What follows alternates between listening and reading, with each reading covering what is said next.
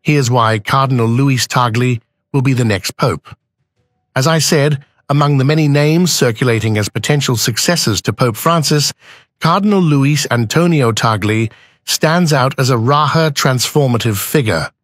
Itinuturing na isa sa mga posibleng kandidato para maging susunod na Santo Papa, si dating Manila Archbishop Cardinal Luis Antonio Tagle. Cardinal Luis Antonio Tagle, age 67, from the Philippines. Dubbed the Asian Pope Francis, Tagle is considered left-leaning politically and would be the first pope elected from Asia. Yeah, mataas ang tsansa ni Cardinal Tagle. Kamusta mga ka-proud?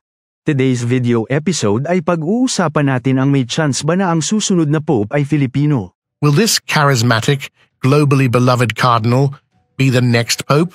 Pope Francis appointed Manila Archbishop Cardinal Luis Antonio Tagle as the new prefect of the congregation. Edward, what can we expect from Cardinal Tagle in this new Vatican position? Pope Francis has stunned the world by officially stepping down, marking the end of an era for the Catholic Church. But what's even more shocking is the man taking his place, Cardinal Luis Antonio Tagle. Matatandaang itinalaga noon ni Pope Francis si Cardinal Tagle bilang Prefect of Propaganda Fide, isang napakalaking posisyon sa Vatican. One of the major Vatican dicasteries, the congregation is in charge of supporting the Church in its mission lands. It is responsible for 1 out of every 3 Catholics. Kilala siyang malapit kay Pope Francis na nagtalaga sa kanya noong 2019 para pangunahan ang Congregation for the Evangelization of Peoples. Nakakatuwang bilang isang Pilipinong debotong Katoliko na isang Pilipino ang maaaring maging Santo Papa.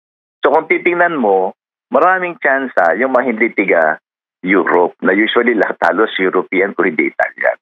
Kaya si Cardinal Tagle may chance pero hindi pa ako magpe-predict. Ngunit ayon nga sa pahayag ni Father Francis Lucas, Ating gawin ay magdasal tayo na sana ang mapiling Papa yung karapat-dapat sa panahon ngayon. Kasi marami pagbabago na ginawa si Pope Francis at yung mga kardinal na kanyang inappoint ay kung magkatuktok niya. Dear brothers and sisters, we thank our God, Father, Son, and Holy Spirit, the God who is love, for gathering us as a family of faith. Maraming salamat sa iyong panonood at siguraduhin nakasubscribe ka na at notification on para updated ka sa susunod pa nating Proud Filipino Moments videos. Hanggang sa muli, paalam!